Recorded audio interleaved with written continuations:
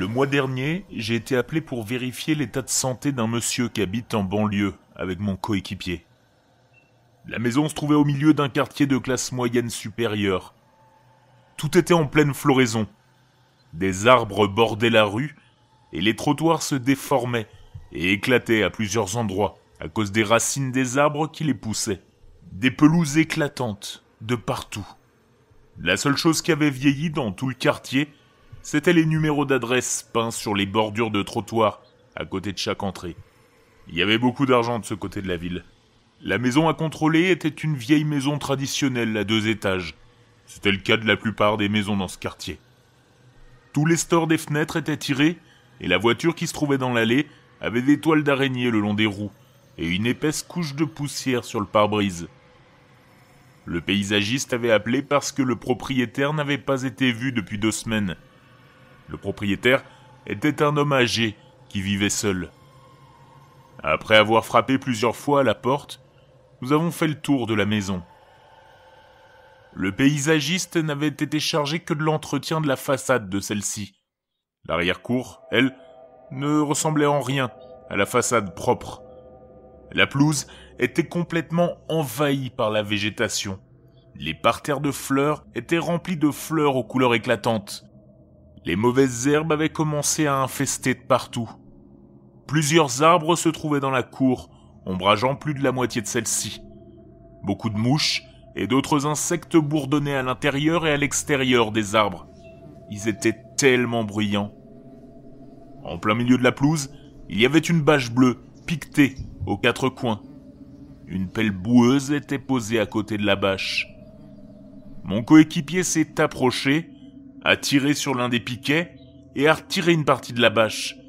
Une douzaine de taches de terre fraîche, un petit trou et plusieurs zones d'herbes fraîchement semées se trouvaient en dessous. Il a fait un bond en arrière et s'est mis à frotter son pantalon énergétiquement en courant vers le patio. Il a dit qu'il les sentait ramper sur ses jambes. Il a commencé à taper du pied. J'ai regardé les minuscules insectes tomber de ses jambes sur le béton chaud, puis sauter aussi vite que possible pour se mettre à l'abri sur l'épaisse pelouse ombragée. Nous avons frappé à la porte arrière et avons constaté qu'elle était ouverte. En entrant, mon partenaire a continué à secouer ses jambes, tandis que je hurlais que nous étions de la police et que nous faisions juste un contrôle de santé. Toutes les lumières étaient éteintes. La cuisine et la buanderie étaient parfaitement propres et organisées, à l'exception d'une fine couche de poussière blanche parsemée de milliers de petites taches noires sur toutes les surfaces. Cette poussière dégageait une légère odeur de produits chimiques. Nous nous sommes rendus compte qu'il y en avait aussi sur le sol. Les milliers et les milliers de points noirs parmi la poussière blanche étaient de minuscules insectes morts. Ils ressemblaient à des moustiques sans ailes, tout comme ceux qui se trouvaient sur mon partenaire dans l'arrière-cour. Nous avons allumé toutes les lumières en traversant la maison. La poudre blanche était répandue sur tous les sols. Nous avons continué à parcourir la maison jusqu'à ce que nous trouvions le vieil homme dans la salle de bain. Il y avait à l'intérieur une variété d'odeurs qui nous retournaient l'estomac, et nous luttions contre notre envie de vomir. Lorsque nous avons allumé la lumière, nous avons vu le vieil homme nu sur les toilettes. Sa tête pendait et il ne bougeait pas. Il y avait plusieurs flacons d'iode dans la corbeille à papier, et une éponge séchée couverte d'iode se trouvait dans l'évier. Le vieil homme s'en était enduit sur tout le corps, et cela avait taché la cuvette en porcelaine sous lui. Sa peau était soulevée au niveau des pieds et des chevilles, et plusieurs endroits de son abdomen présentaient des morsures. J'ai enfilé des gants en latex avant même de le toucher. Son pouls était très faible. Mon partenaire a appelé une ambulance. De mon côté, je me suis dirigé vers la douche. Une serviette recouvrait quelque chose à côté du siphon. J'ai ouvert la porte vitrée. J'avais l'intention de soulever lentement la serviette, mais en la déplaçant légèrement, plusieurs de ces petites bestioles ont filé sur mon gant. J'ai réagi brusquement et la serviette a été projetée contre le mur arrière de la douche. J'ai fermé la porte et j'ai écrasé les bestioles sur mon gant. La serviette recouvrait maintenant une grande masse d'insectes qui ont commencé à sauter et à se déplacer lorsqu'ils ont été exposés à la lumière.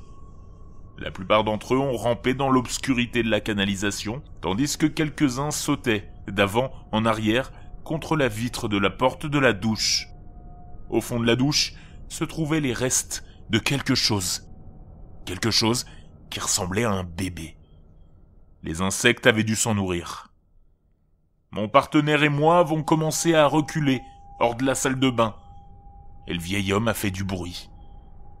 Nous avons tous les deux constaté que plusieurs parties de la peau du vieil homme semblaient trembler et bouger.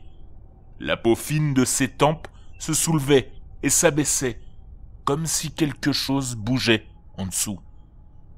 Le vieil homme a relevé la tête et sa respiration s'est accélérée. Il nous fixa tous les deux. Ce n'est pas moi. Nous étions tous les deux stupéfaits et ne savions pas quoi faire. C'est alors qu'une de ces satanées bestioles est sortie du coin de son œil et lui a traversé le visage. J'en suis pas fier, et mon partenaire non plus, mais nous avons foutu le camp de la maison, aussi vite que possible, et nous n'allions pas y retourner sans porter une protection quelconque. J'ai remarqué que les milliers de points noirs disséminés dans la poudre blanche de la cuisine avaient disparu. Et, en passant devant la pelouse arrière, nous pouvions tous les deux voir des milliers de ces choses sauter dans l'herbe. Mon partenaire continuait à sentir les insectes ramper sous lui pendant le reste de notre visite, bien que je n'ai pu en apercevoir aucun. Plusieurs semaines se sont écoulées depuis l'incident. Le vieil homme est malheureusement décédé à l'hôpital, victime d'une défaillance d'organes après une déshydratation sévère. L'enquête a révélé qu'il s'agissait d'un bébé dans la douche. Il n'y avait aucune trace de traumatisme. Lors de l'inspection de l'arrière-cour, la bâche a été retirée et plusieurs autres corps ont été découverts, enterrés, au cours des 6 derniers mois. Et là encore, aucune trace de traumatisme n'a été relevée. Tous les corps étaient ceux de bébés. Et tous les tests ADN ont donné les mêmes résultats pour chacun d'entre eux. Identiques. Ils étaient tous génétiquement identiques les uns aux autres et au vieil homme. Pas un seul insecte correspondant à nos descriptions n'a été retrouvé, bien qu'une bonne quantité d'excréments ait été détectée dans les tapis. Mon partenaire a été interné par sa femme depuis. Elle l'avait trouvé dans son atelier, au milieu de la nuit, en train de se gratter avec une brosse métallique, jurant que les insectes se cachaient toujours dans sa peau.